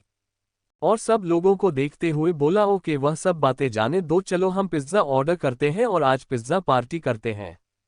तो कृष अपना हाथ खड़ा करते फिर बोला, बिल्कुल भी नहीं, आयु यहाँ पर नहीं है और सिया भी नहीं है। सिया का तो पता नहीं, आयु को अगर पता चलेगा कि हमने उसके बगैर पिज्ज़ा पार्टी की है तो वह तो मेरी हालत खराब कर देगी। अगर तुझे तेरी जान प्यारी है तो तू कर। तो यश भी सोच में पड़ जाता है, वह भी आयु से डरता था, जिस वजह से उसने प्लान कैंसिल कर दिया और हॉस्टल से खाना जो भी आएगा उसे खाकर सोने का इंतजार करने लगा। निहार सोया हुआ था और कुछ देर में उन सब के लिए खाना आ गया था। निष्ठा और तारा के लिए भी उन्होंने कहकर 2 थाली मंगवा ली थी। निष्ठा दोनों प्लेट लेकर निहाल के कमरे में चली गई और वहां पर टेबल के ऊपर रख देती है। निहाल अभी उठा नहीं था, निष्ठा उसके पास जाकर बैठ जाती है। तभी कुछ देर में निहाल की नींद खुल जाती है। वह उठकर पहले तो निष्ठा को देखा है, जैसे देखकर उसके चेहरे पर मुस्कान आ जाती है। निहाल उसे देखते हुए बोला, काश हर बार जब मैं अपनी नींद से उठूं मेरे सामने तुम्हारा ही यह मासूम सा प्यारा सा चेहरा हो। तो निष्ठा उसे देखते हुए बोली, उसके लिए आपको इंतजार करना होगा, कहकर वह उठकर अपना हैंड वॉश करने चली गई। उसके जाने के बाद निहाल अपने आप से बोल, क्या इसने अभी अभी मुझे शादी के लिए हाँ कह दिया? तो मुस्कुराते हुए उसके पीछे ही चला गया। निष्ठा हाथ धोकर साइड हो गई थी। निहाल हैंड वॉश करके उसके पास ही छोटे छोटे 2 सोफे पड़े थे, वहीं पर बैठ जाते हैं। निहाल जैसे ही खाना खाने के लिए हाथ बढ़ाता है कि निष्ठा उसके हाथ को पकड़ते हुए बोली, नहीं मैं आपको खिला दूंगी। तो निहाल अपना हाथ बंधे बैठ जाता है। निष्ठा को लगा नहीं था कि निहाल एक बार में ही मान जाएगा, क्योंकि लड़कों को शायद ये सब पसंद ना हो ऐसे खिलाना। लेकिन निष्ठा को क्या पता था निहाल ये चाहता है कि वह उसके फिक्र करे। वह मुस्कुराते हुए निष्ठा का चेहरे को देखा है। निष्ठा एक एक्ने वाला तोड़कर निहाल को खिला रही थी। निहाल निष्ठा के चेहरे को नोटिस कर रहा था। वह नोटिस कर पा रहा था कि कुछ अलग है उसके आंखों को देखते हुए बोला, क्या तुम रोई थी? तो उसके बाद सुनकर निष्ठा जो उसकी तरफ खाने का निवाला बढ़ा ही रहे थे एकदम से रुक जाती है और अपने नजर चुराते हुए बोली, नहीं मैं नहीं रही थी। आपको किसने कहा कि मैं रोई हूं? आपको कोई गलतफहमी हुई होगी। निहाल जब उसकी बातें सुनता है तो उसे पर अपनी नजर गहरी करते वह बोल, सच बोलो तुम नहीं रोई थी? तो निष्ठा अपनी आंखें बंद कर लेती है और फिर अरे नहीं, बस आंख में शायद कुछ चला गया होगा, आप खाना खाए कहकर उसे खाना खिला देती है और खुद भी वही उसके पास बैठकर खाना खा लेती है। फिर निहाल का मेडिसिन के बारे में पूछता है। निहाल उसे मेडिसिन कहाँ है बता देता है और निहाल मेडिसिन खाकर कुछ देर बाहर बैठने के लिए कहता है। तो निष्ठा भी उसके साथ बाहर आ गई थी। निहाल ने अपने शर्ट को निकाल दिया था क्योंकि वह रात में इस शर्ट के साथ नहीं सो सकता, उसे के कंधे पर पहले से ही बैंडेज है। निष्ठा जब उसे शर्टलेस देखती है तो अपना सर नीचे कर लेती, उसके गाल लाल हो रहे थे। उसे ऐसे देखकर एयर उसकी नजरें जब अपने ऊपर महसूस करता है, उसको खींचकर अपने करीब बैठा देता है और एक नजर उसको देखते हुए बोला, क्या तुम्हें कुछ हो रहा? उसे इसे देखकर निष्ठा उसे नासमझ से देखने लगी। तो निहाल मुस्कुराते हुए बोला, अरे जब मैं तुम्हें कभी भी देखता हूँ मुझे तो बहुत कुछ फील होने लगता है, क्या तुम्हें भी मुझे ऐसे देखकर बहुत कुछ फील हो रहा है? तो निष्ठा क्या कहे उसके ऐसे फालतू के सवाल पर वह अपने सर नामे हिलाते हुए उसे देखते हुए बोली, नहीं मुझे कुछ भी फील नहीं हो रहा है, आप कुछ भी मत सोचिए। निहाल उसे कमर से थामकर उसके चेहरे को अपने करीब करते हुए बोला, क्या अभी भी तुम्हें कुछ नहीं हो रहा है? तो निष्ठा अपना सर नाम हिला देती है। निहाल अपनी एक हाथ लेकर उसके बालों को कान के पीछे करके अपने हाथों से उसके गले को हल्के से सहलाते हुए बोला, क्या अभी भी नहीं? निष्ठा की सांसें गहरी हो रही थी, वह अपनी सांसों को थामते हुए बस अपना सरना में हिला देती है। निहाल जब उसके लाल चेहरे को देखा था तो मुस्कुरा देता है। उसके गाल के थोड़े नीचे उसके जॉ लाइन पर किस करते हुए बोला कि अभी भी नहीं। तो निष्ठा अपनी मुठ्ठियां कसकर बंद कर लेती है। उसकी हर एक रिएक्शन को निहाल देख रहा था, उसके चेहरे पर मुस्कान थी। वह फिर से उसके दूसरे तरफ की गाल थोड़ी नीचे किस करते पर बोला, अभी? लेकिन निष्ठा कुछ नहीं कहती। निहाल उसके गले को सहलाते हुए हल्के से उसके गले पर किस कर देता है और वहीं पर अपना होंठ फेराते हुए बोला, क्या अभी भी नहीं? निष्ठा जब अपनी गले पर उसके होंठ के हलचल को बार बार महसूस करती है तो मानो उसका दिल ही बाहर आ जाएगा। वह इतना ज्यादा तेज से धड़क रहा था कि निहाल के कानों में भी उसकी आवाज से गूंज रही थी। और अपने टच को रिएक्ट करता हुआ देखकर उसके चेहरे पर एक अलग ही मुस्कान थी। निहाल मुस्कुराते हुए उसके बाल को पीछे से पकड़कर हल्का ऊपर करता है, उसके गले पर फिर से एक दो बार किस कर लेता है। निष्ठा पिघल रही थी, उसने निहाल के हाथ को कसकर पकड़ा हुआ था। निहाल धीरे धीरे उसके गले पर किस करते हुए उसके कॉलर बोन तक आ गया था और उसके कॉलर बोन जिस पर एक छोटी सी तिल थी, जिसे देखकर उसे एक अजीब तरह के ही सिहरन अपनी शरीर में महसूस हुई। वह अपनी होठों को उस जगह पर रख देता है, फिर पता नहीं उसे क्या होता, वह एकदम से उसके कॉलर बोन पर वाइट कर देता है, जिससे निष्ठा के मुंह से एकदम से आह निकल जाती है, जिससे निहाल उससे दूर हो जाता है पर उसके चेहरे को देखता है। निष्ठा के आवाज से निहाल शायद होश में आया था, जो धीरे धीरे होश गंवा रहा था। निष्ठा का चेहरा लाल हो गया था, वह चाहकर भी निहाल को नहीं रोक पा रही थी, क्योंकि उसे इसका टच कभी बुरा नहीं लगता, बल्कि उसको अपने बॉडी में एक अजीब से सिमरन महसूस होती थी जो उसे अच्छा लगता था। हाँ, से बेचैनी भी तो होती थी, लेकिन फिर भी उसे कभी उसका टच बुरा नहीं लगा। निष्ठा अपना चेहरा नीचे कर ली थी, उसे बहुत ज्यादा शर्म आ रही थी और उसके गले पर जो निशान बना था उसे वह सहला रही थी। निहाल अपने हाथ ले जाकर उसके कॉलर बोन को सहलाता है और निष्ठा जब उसके हाथों के छुअन को महसूस करती है, अपनी आंखों को कसकर बंद कर लेती है। वही निहाल फिर से उसका रिएक्शन देकर मुस्कुरा देता है। वो निष्ठा के माथे को चूमते हुए उसे अपने सीने से लगाते हुए बोला, क्या दर्द हो रहा है? तो निष्ठा अपने सरनामे हिला देती है। निहाल मुस्कुराते पर बोला, सॉरी, वो मैं थोड़ा ज्यादा ही खो गया था तुम में।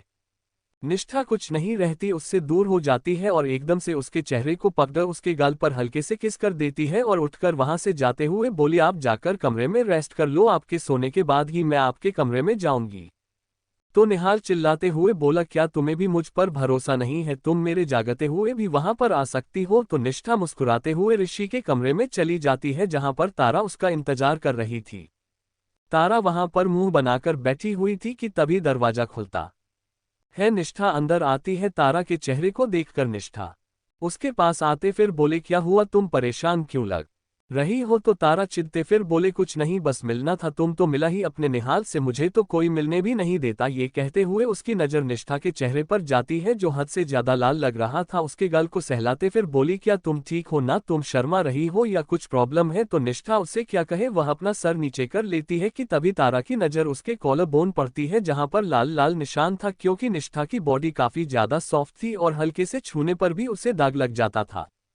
उसके गले को देखते फिर बोली, यह क्या हुआ, क्या सब कुछ हो गया तुम्हारी बीच? तो निष्ठा उसके हाथ को पकड़ते हुए बोली, तुम क्या कह रही हो? तो तारा मुस्कुराते हुए बोली, तो यह लंबाई लव बाइट के निशान। तो निष्ठा को निहाल का बाइट करना याद आ जाता है, अपना सर नीचे करते हुए, कुछ नहीं, बस मच्छर ने काट लिया था। तो तारा उसे देखकर ओके कह देती है। निष्ठा दूसरी तरफ जाकर सोने के लिए बैठी है कि तारा अपने ऊपर चद्दर डालते फिर बोली, वह शायद मच्छर बहुत बड़ा था, क्योंकि दांत के निशान दिख रहे हैं और इतने बड़े दांत वाला मच्छर मैंने पहली बार देखा है। कहकर वह हंस देती है। वही निष्ठा का चेहरा फिर से लाल हो जाता है, वह भी चद्दर डालकर सो जाती है। वह मन में निहाल पे गुस्सा करती है, लेकिन क्या भी करे, निहाल तो सुधरने नहीं वाला, इस वजह से बिना कुछ सोचे वो सो जाती है। उसने रात में 2-3 बार उठकर निहाल को चेक किया था, निहाल नहीं उठाता और सुबह सुबह भी वह निहाल के पास गई थी। निहाल तभी उठ चुका था। उसने निहाल से कहा और उसे मेडिसिन खाने के लिए और बाकी सब चीजों के लिए हिदायत दी। फिर क्रिस उन दोनों को ही नीचे जाकर छोड़ देता है, जहां निष्ठा हॉस्टल में चली जाती है। वहीं तारा और कृष वहीं पर कुछ देर के लिए बैठ जाते हैं। तारा कृष को गले लगाते हुए बोली, मैंने सोचा था कि कल रात में तुम्हारे पास जाऊंगी, लेकिन मैंने देखा था भाई ने रात में 1-2 बार आकर हमें चेक किया था, और अगर मैं वहां पर नहीं रही थी तो कृष उसे पर अपनी पकड़ मजबूत करते हुए बोला, तुमने बिल्कुल सही किया। वैसे भी जब तक तुमने अपने भाई को बताने का मन नहीं बनाया तब तक हमें दूर रहना ही अच्छा होगा। मैं नहीं चाहता कि कभी कोई भी प्रॉब्लम हो, और मैं नहीं चाहता तुम्हें कोई कुछ कहे। तो तारा उसे देखकर उसके गाल को खींचते हुए बोली, अरे तुम तो बहुत ज्यादा समझदार हो गए हो। तो कृष उसे घूरते हुए बोला, मैं समझदार ही हूँ। तारा मुस्कुराते हुए उसके गाल पर किस कर देती है तो कृष उसके चेहरे को पकड़ते हुए बोला, इससे मेरा कुछ नहीं होगा, कहकर उसके चेहरे को पकड़कर उसके होठों पर अपना होंठ देता है, और उसके बाद वह दोनों एक दूसरे को बेतहासा किस करने लगते हैं। कुछ देर किस करने के बाद जब तारा को सांस लेने में प्रॉब्लम हुई तो कृष उसे छोड़ देता है और उसके माथे को चूमते फिर बोला, अब जाओ, बाकी रोमांस बाद में। तो तारा मुंह बनाते हुए बोली, मुझे और रोमांस करना था। तो कृष उसे देखते हुए बोला, क्या तुम्हारे लिए मुझे अभी रूम बुक करना पड़ेगा? तो तारा एक पत्थर उठाकर उसे दिखाते फिर बोली, इससे मैं तुम्हारा सिर फोड़ दूंगी। कृष हंसते हुए वहां से चला जाता है। तारा भी मुस्कुराते हुए हॉस्टल के अंदर चली जाती है। सब लोग फिर रेडी हो जाते हैं कॉलेज जाने के लिए। निहाल भी उठा था, उसे कल से काफी बेहतर महसूस हुई। उसे चोट तो लगी थी और गहरा भी था, लेकिन फिर भी वह किसी को ये बताना नहीं चाहता था, क्योंकि उसके दोस्त हो या निष्ठा सब उसके लिए बहुत ज्यादा परेशान हो जाते। तो जैसे तैसे सुबह पहले उठता है और कॉलेज जाने के लिए निकल जाता है। उसने एक ढीला सब शर्ट, उसके ऊपर डेनिम जैकेट और जीन्स पहना था। बालों को जल्दी से सेट किया हुआ था। ब्रांडेड वॉच, वह आज काफी ज्यादा हैंडसम लग रहा था। सब लोग कॉलेज जाने के लिए रेडी थे और नीचे एक साथ एक जगह पर मिलते हैं। निष्ठा ने भी बहुत खूबसूरत सी चिकन करी कुर्ती और जीन्स पहनी हुई थी, वह भी आज काफी ज्यादा खूबसूरत लग रही थी। वह जब निहाल को देखती है तो देखती रह जाती है, और निहाल का तो दिल हमेशा ही निष्ठा को देखकर धड़कने जाता है। सब लोग जो आसपास जा रहे थे निहाल को ही देखे जा रहे थे, क्योंकि एक तो निहाल कितने दिनों बाद कॉलेज आए हैं और आज बहुत बन-ठन कर आया है। निहाल का इतना अच्छा सा तैयार होने का मतलब यही था कि वह निष्ठा को जताना चाहता था कि वह बिल्कुल ठीक है, और साथ साथ अपने दोस्तों को भी, भले ही उसकी चोट जैसी भी हो। यश, अरे तू तो बिल्कुल हीरो लग रहा है आज, शायद तेरा चोट अभी ठीक हो गया है। तो निहाल बोला, मुझे चोट कहाँ लगी थी, बस हल्के से खरोच थी और मर्द को दर्द नहीं होता। तो सब उसे ऐसे घूरते हैं कि सच में मर्द को दर्द नहीं होता। तो वह अपना नजर इधर उधर करते हुए सामने देखते फिर बोला, चलो चलो सब चलते हैं। सब लोग मुस्कुराते हुए उसके पीछे छाले जाते हैं। कॉलेज के अंदर ने हल्का एंट्री करते ही सब लोगों का सेंटर अट्रैक्शन वही बन जाता है। सब लोग निहाल को ही देखे जा रहे थे। निहाल सब लोगों की नजर अपने ऊपर महसूस कर पा रहा था। एकदम से रुकता है तो उसके साथ सभी रुक जाते हैं, या फिर एकदम से वो निष्ठा के पास जाता है, इसके हाथ को पकड़ लेता है और आगे बढ़ जाता है। सब उसे ठीक घूर रहे थे, फिर सब उसके पीछे पीछे निकल जाते हैं। सब लोग कैंटीन में जाते हैं, पहले सब कुछ कुछ खाना खाते हैं। और निष्ठा तो आज, निहाल तो डॉक्टर ही बन गई थी। उसने उसे सैंडविच खिलाया, फ्रूट्स खिलाया, जूस पिलाई, मेडिसिन खिलाया भी। निहाल भी एक ओबीडियंट पेशेंट की तरह उसके सब बातें मान रहा था। उसे अच्छा लग रहा था निष्ठा की केयर। वो सब कुछ देर बाद क्लासेस में चले जाते हैं, और ऐसे ही क्लासेस खत्म होने के बाद निष्ठा जाकर निहाल को देखती है। निहाल शायद अपने दोस्तों के साथ कैंटीन में बैठा था, जिस वजह से निष्ठा उसे परेशान नहीं करती, और उसे भी कुछ पढ़ाई करनी थी, और वह अपने लाइब्रेरी में चली गई और वहां पर बैठकर कुछ देर पढ़ाई करने लगे। वहीं निहाल, जो इतनी देर से निष्ठा को नहीं देखने की वजह से परेशान था, वह उठकर देखा है तो सब बताते हैं कि शायद वह लाइब्रेरी में होगी, जिस वजह से वह भी उठकर लाइब्रेरी में चला जाता और निष्ठा के पास बैठ जाता है। निष्ठा जो बुक में घुसी हुई थी उसे एहसास ही नहीं था। तब निहाल धीरे से अपना हाथ ले जाकर निष्ठा को कमर को सहलाते हुए एकदम से उसके कमर को थाम लेता है। निष्ठा एकदम से चिल्ला पड़ती है, लेकिन निहाल उसके मुंह के ऊपर हाथ रखती हुए उसे घूरते हुए बोला, मैं हूं। तो निष्ठा शांत हो जाती है भी। निष्ठा डरी हुई लग रही थी। निहाल उससे दूर हो जाता है और उसका सर सहलाते हुए बोला, क्या सच में? मैंने तो तुम्हें डरा दिया। निष्ठा अपने दिल पर हाथ रख देती है, उसे देखकर अपना सर नीचे कर लेती है, लगा कोई और है। वो बहुत ज्यादा डर गई थी, उसे सच में लगा कि शायद कोई और है। इस वजह से उसे निहाल के टच को भी नहीं पहचाना था। उसे नहीं लगा था कि निहाल यहाँ आएगा। निहाल जब ये देखा है तो निष्ठा के बाग से उसे पानी पिलाता है और उसके हाथ से पकड़ते हुए बोला, सॉरी, मुझे लगा कि। तो निष्ठा उसके बात को बीच में रोकते हुए बोली, कुछ नहीं, बस मुझे लगा कि यहाँ पर आप नहीं हो सकते और कोई होगा। तो निहाल उसके हाथों पर अपनी पकड़ मजबूत करते हुए बोला, तुम्हारे पास मेरे सिवाय को ही नहीं हो सकता, किसी को मैं तुम्हारे पास आने ही नहीं दूंगा। कहकर वो मुस्कुरा देता है और निष्ठा के चेहरे पर जो कुछ पसीने के बूंदे थी उसे पोंछ देता है। निहाल निष्ठा को देखते फिर बोला, ओ कि तुम पढ़ाई करो, मैं तुम्हें डिस्टर्ब नहीं करूंगा। उसके बाद वह वही टेबल पर अपना सर रख देता है और निष्ठा वापस पढ़ाई करने लगती है। कुछ देर में निष्ठा देखती है कि निहाल सो गया है। वह पढ़ाई करते हुए अपने हाथ लेकर उसके बाल को अपने हाथों से हल्की हल्की सहला रही थी, उससे अच्छा लग रहा था। कुछ देर बैठने के बाद शाम में सब लोग हॉस्टल वापस जा रहे थे। निहाल के कंधे की पट्टी शायद थोड़ी खुल गई थी, जिस वजह से वह बार बार अनकंफर्टेबल हो रहा था, जिसे निष्ठा नोटिस कर रही थी। वह निहाल को देखते हुए बोली, क्या हुआ? तो निहाल उसे देखकर सीधे खड़े होते हुए बोला, अरे कुछ नहीं, मैं ठीक हूँ। तुम? निष्ठा उसे करती है और उसके शर्ट को ऊपर करके उसके कंधे को देखते हैं और देखते हैं कि वहां पर शायद बैंडेज निकल गया है, जिस वजह से उसे तकलीफ हो रही है और हल्का हल्का खून भी आ रहा था जो कटन में लगा हुआ था। उसे देखकर निष्ठा उसे घूरते हुए बोली, आपका बैंडेज खुल गया है, आपको हॉस्पिटल चलना चाहिए। तो निहाल उसे देखते हुए बोला, अरे हॉस्पिटल जाने की क्या जरूरत है, मैं वैसे ही ठीक हो जाऊंगा और अपने आप ही बैंडेज कर लूंगा। तो निष्ठा उसे घूरते हुए बोली, बिल्कुल भी नहीं, आप हॉस्पिटल चलेंगे मेरे साथ, कहकर उसके हाथ को पकड़ लेती और ऋषि को देखते हुए बोली, ऋषि भाई प्लीज आप निहाल और मुझे अस्पताल ले जाएंगे। तो ऋषि उसे देखते हुए ओके कहता है और कर की तरफ चलने के लिए कहता है। वह दोनों कर में बैठ जाते हैं। निहाल उसे रास्ते में मना करता था लेकिन निष्ठा उसे दांत का चुप करवा दिया था। वही ऋषि की तो हंसी छूट जा रही थी क्योंकि उसने पहली बार देखा है कि निहाल को कोई डांट कर चुप करवा रहा था। आयु करवाती थी लेकिन फिर भी निष्ठा की बात ही कुछ अलग थी। निहाल जब ऋषि को हंसते हुए देखा है तो उसे घूरते हुए बोला, क्या तुम मेरा मजाक उड़ा रहा है? मेरी हालत पर तुझे तरस नहीं आ रही है? तो निष्ठा निहाल को घूरते हुए बोली, आपकी हालत के जिम्मेदार आप खुद हैं। आपको चोट लगी है और आपके बैंडेज में खुल गया है लेकिन फिर भी आपको अपनी फिक्र ही नहीं है। आपको देखकर कौन कहेगा कि आप इतने बड़े हो गए हैं, अभी भी आप बच्चों जैसे हरकतें कर रहे हैं। तो वो वैसे हंसते हुए बोला, बिल्कुल सही कह रही हो तुम निष्ठा, मुझे यकीन नहीं हो रहा है कि यह लड़का कॉलेज में पढ़ रहा है। कहकर वह फिर से हंसने लगा। अब निहाल को बहुत ज्यादा गुस्सा आ रहा था उसे पर। कुछ देर में बोलो हॉस्पिटल पहुंच जाते हैं जहां निष्ठा निहाल ऋषि तीनों ही डॉक्टर के पास चले जाते हैं। डॉक्टर निहाल के कंधे पर बैंडेज करते हैं। निष्ठा ने अभी तक निहाल के चोट को नहीं देखा था और उसे देखना भी नहीं था क्योंकि उसे बहुत ज्यादा डर लगता है इस वजह। लेकिन जब वहां पर बैंडेज हुआ तो निष्ठा वहीं पर थी, उसे बहुत ज्यादा डर लग रहा था। निहाल के कंधे पर खेल रहा चोट के निशान था, जिसे देखेगा निष्ठा की आंखों में आंसू आने लगी। उसने ऋषि के हाथ को कसकर पकड़ हुआ था, उसे बहुत ज्यादा डर लग रहा था। ऋषि भी निष्ठा की आंखों में वह दर्द तकलीफ देख पा रहा था जो कहीं ना कहीं निहाल के चेहरे पर था। निहाल अपनी तकलीफ छुपा लिया क्योंकि पहले तो उसे दर्द इतना नहीं हो रहा था निष्ठा जितना सोच रही थी, लेकिन निहाल निष्ठा के चेहरे पर बहुत ज्यादा तकलीफ देख पा रहा था अपने लिए और फिक्र से देखकर वह अपने आप को नॉर्मल ही रखता है। कुछ देर बाद डॉक्टर उसे देखते हुए बोले, ठीक है आप बस अपना ध्यान रखिए और मैं आपको इंजेक्शन दे रहा हूं जिसके बाद आप घर जा सकते हैं। तो डॉक्टर को घूरते पर निहाल बोल, मैं इंजेक्शन नहीं लूंगा।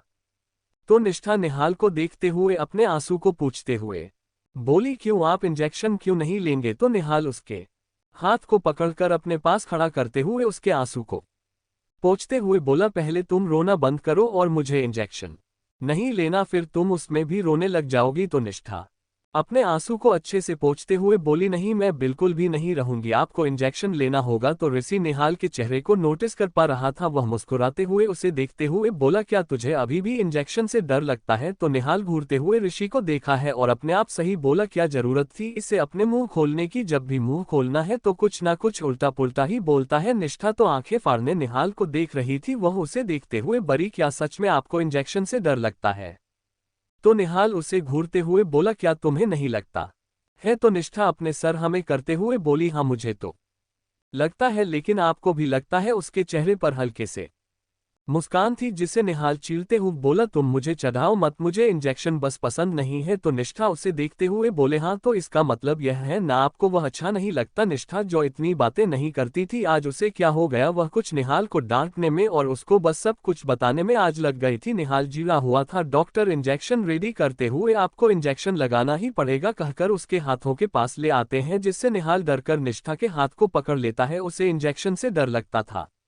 निष्ठा निहाल के हाथों को धीरे धीरे से सहला रही थी। निष्ठा की उसके चेहरे को पढ़कर अपनी तरफ उसका चेहरा कर लेती है, जिससे निहाल निष्ठा को देखने लगता है। निष्ठा मुस्कुराते हुए देखकर मासूमियत से बोले, आप मुझे देखिए, आपको दर्द नहीं होगा। निहाल तो बस निष्ठा की मासूम बातें सुनकर उसके चेहरे को ही देखने लग गया। उसे पता ही नहीं चला कब इंजेक्शन उसे लगा। डॉक्टर उन दोनों को जाने के लिए कह देते हैं, जिसके बाद उन दोनों को ही होश आता है, क्योंकि निष्ठा भी उसे देखने में खो गई थी और वही ऋषि उन दोनों के फोटोज क्लिक कर रहा था। वह मुस्कुराते हुए बोला, तुम दोनों तो हीर रांझा लैला मजनू को भी फेल कर दोगे रोमांस और प्यार के मामले में।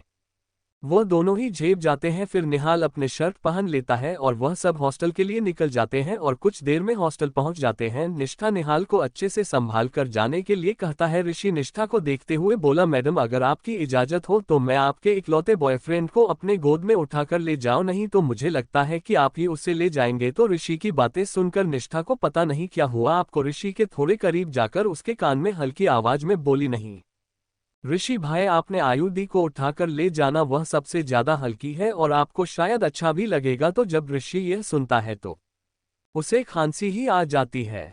निहाल उन दोनों को घूरते हुए बोला, तुम दोनों क्या खिचड़ी पका रहे हो। तो निष्ठा ऋषि से दूर हो जाती है और उसे देखकर बोलती है कि आप अपना ध्यान रखिए, कहकर वहां से चली जाती है। ऋषि निहाल को संभालते हुए ऊपर ले आता है। उसे एक हाथ उसके कमर पर, दूसरे हाथ से उसके हाथ को पकड़ा हुआ था। निहाल उसे घूरते हुए बोला, तुम मेरी बेबी सेटिंग कर रहा है। तो ऋषि उसे घूरते हुए बोला, मुझे तेरी बेबी सेटिंग करने में कोई भी इंटरेस्ट नहीं है, लेकिन मेरी इकलौती बहन ने मुझे ये काम दिया है तो मुझे करना ही पड़ेगा ना। निहाल उसके बात सुनकर मुस्कुरा देता है और फिर ऋषि किसी को देखते हुए बोला, निष्ठा मुझे बहुत ज्यादा प्यार करती है और बहुत ज्यादा फिक्र करती है ना। तो ऋषि उसे ऐसे घूर रहा था कि सच में ये तो प्यार में पागल ही हो गया है। वह अपना सर हमें हिलाते हुए बोला, हाँ हाँ, हम सबको पता है कि वह तुझे बहुत ज्यादा प्यार करती है और तेरी फिक्र भी करती है। कुछ देर में ही वह दोनों ही हॉस्टल में उनके फ्लो मतलब सबसे ऊपर वाले फ्लो पर पहुंच जाते हैं और निहाल कुछ देर रेस्ट करने के लिए अपने कमरे में चला जाता है। ऋषि भी अपने कमरे में जाकर फ्रेश हो जाता है। निष्ठा भी गर्ल्स हॉस्टल जाकर फ्रेश होकर वापस खाना खाकर पढ़ाई में लग जाती है। ये सही उनके कुछ दिन बीत जाते हैं। निहाल भी बेहतर हो गया था, उसकी चोट ठीक हो गई थी, जिससे निष्ठा की फिक्र भी थोड़ी कम हो गई थी और निहाल भी अभी बिल्कुल ठीक था। एक दिन शाम में निष्ठा और आयु दोनों ही छत पर बैठे थे कि तभी आयु उसे देखते हुए बोली, निष्ठा तुम कुछ गाकर सुनाओ ना, मुझे पता है कि तुम बहुत अच्छा गाती हो। तो निष्ठा उसे देखकर मुस्कुराते, पर पूरी डी में अच्छा नहीं गाती हूँ, बस मैं जब जब डांस करती हूँ तो अपने आप ही मेरे मुंह से बोल निकल जाते हैं और उसके साथ ही मैं इस गाने पर डांस करने लगती हूँ। वह मेरे मूड पर भी डिपेंड होता है। तो आयु उसे देखते हुए बोली, लेकिन मेरे लिए एक बार तुम कुछ गाकर सुना दो, मुझे तुम्हारी आवाज में कुछ सुनना है। हम तो निष्ठा उदास होते बोली, दी आपने बिल्कुल भी अच्छा नहीं किया, आपने मेरी डायरी लेकर सब कुछ पढ़ लिया, आपको तो सब कुछ पता चल गया मेरी बारे में। तो आयु उसके सर सहिलाकर बोली, ऐसे थोड़ी ना डायरी जाकर किसी को दे रही हूँ और मैं तो किसी को बता भी नहीं रही हूँ, बस तुम मेरी एक विश पूरी कर दो बस इसके बदले। तो निष्ठा मुस्कुराते भी नीचे जाती है, अपने लिए जो पायल फूल जब भी डांस करती थी पहनती थी उसे ले आती है, जिसे देखकर आयु के चेहरे पर मुस्कान आ जाती है।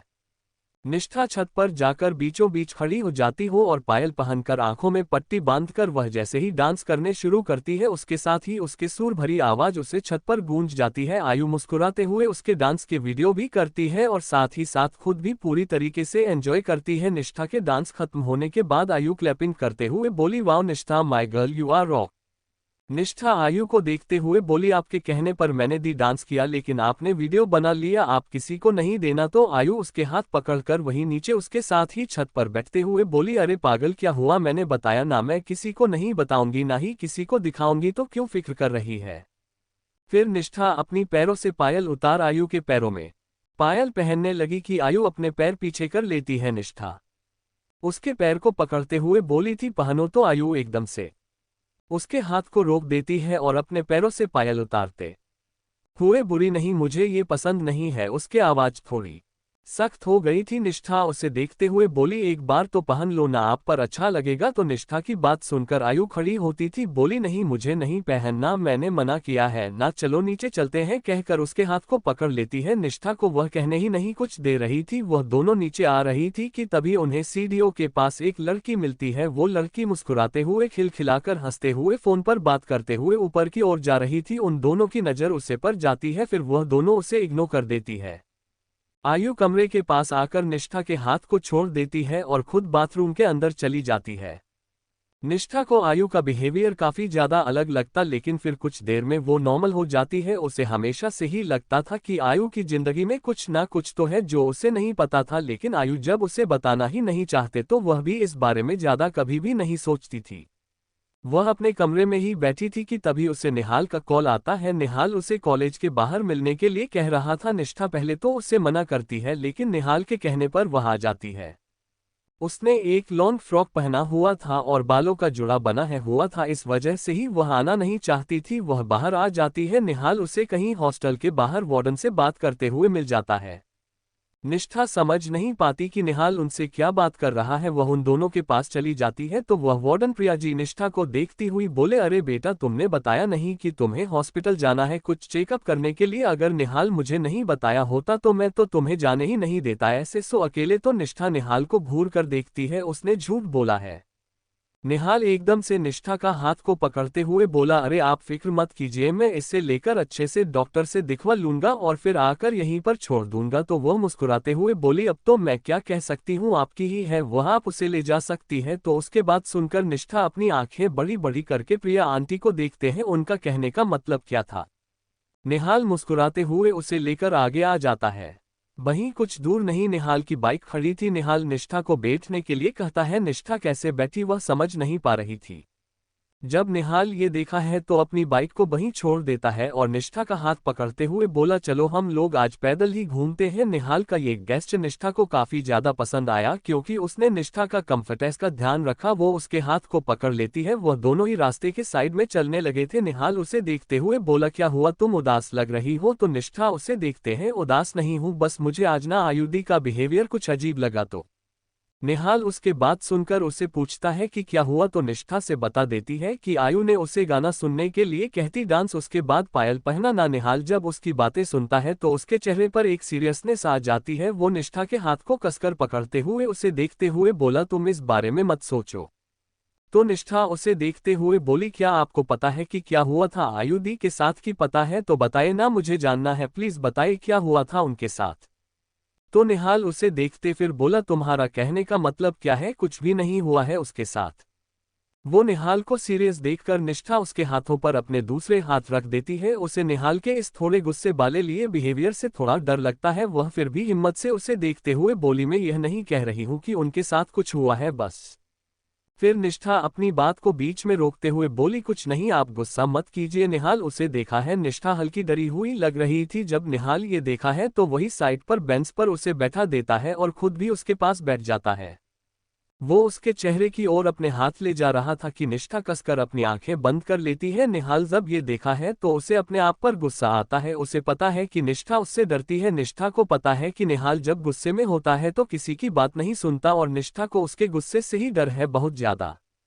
और निहाल इस वजह से ज्यादातर उसके सामने कभी गुस्से में नहीं रहता क्योंकि निष्ठा सहम जाती है और अभी भी वही हुआ। निहाल के हल्के गुस्से करने पर ही वह डर गई और सहम गई।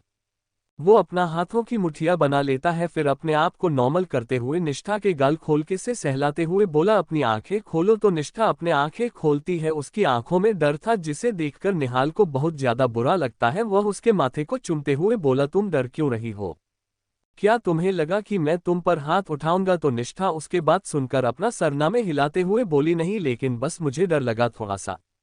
तो निहाल उसको अपने सीने में भरते हुए उसके सर सहलाते फिर बोला, सॉरी, मैं तुम पर गुस्सा नहीं कर रहा था। तो निष्ठा कुछ नहीं बोलती। निहाल को अच्छा नहीं लगता है।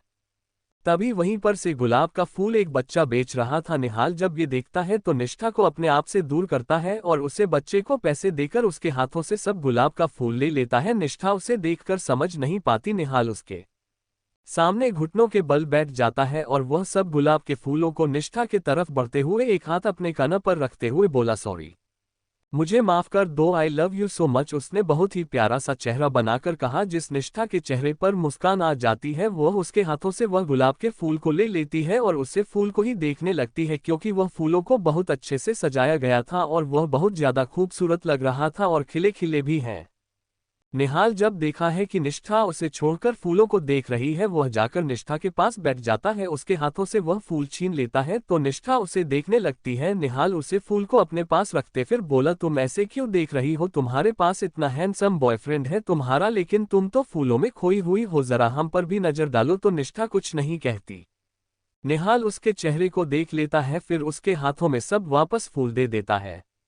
उसके साथ ही निष्ठा के चेहरे पर मुस्कान वापस आ जाती है। नेह मुंह बनाते हुए निष्ठा को लेकर आगे आ जाता है। उसे अभी लग रहा था उसने फूल क्यों दिया, अभी निष्ठा जो निहाल के हाथ को पकड़े हुए चल रही थी, अभी वह सिर्फ फूलों को पकड़े हुए चल रही थी। बेचारा निहाल क्या करे। कुछ देर बाद वह लोग वापस घूम फिर कर हॉस्टल के पास आ जाते हैं और रास्ते में दोनों ने चैट भी खाई थी। उससे वक्त भी निष्ठा ने फूल को अपने से दूर नहीं किया था। निहाल को तो फूलों से जलन होने लगी, लेकिन निहाल खुश था कि निष्ठा अभी नॉर्मल है। मुझे पता है निष्ठा सबसे अलग है, निष्ठा का बिहेवियर हो, उसकी बातें करने का तरीका हो या कुछ भी, वह सबसे अलग सबसे अनोखी है और वह छोटे छोटे बातों से डर जाती है और इसमें वह कुछ भी नहीं कर सकता। वह हॉस्टल के बाहर पहुंचकर उसके सर को सहलाते हुए उसके माथे को चूमते पर बोला, ओ कि तुम अंदर जाओ, अपना ध्यान रखना। तो निष्ठा अपना सर हमें हिला देती है और जाने लगती है तो निहाल उसके हाथों को पकड़ लेता है। तो निष्ठा फिर से नासमझी से देखने लगती है तो निहाल उसके गाल को सहलाते फिर बोला, क्या तुम नाराज हो मुझे। तो निष्ठा अपना सर नीचे करके अपना सरना में हिला देती है। उसकी आंखों में हल्की नमी आ जाती है। निहाल जब ये देखा है तो उसके आंसू पोंछते हुए बोला, क्या हुआ, क्या तुम्हें डर लगा, मैंने तुमसे ऐसी बात की इस वजह से।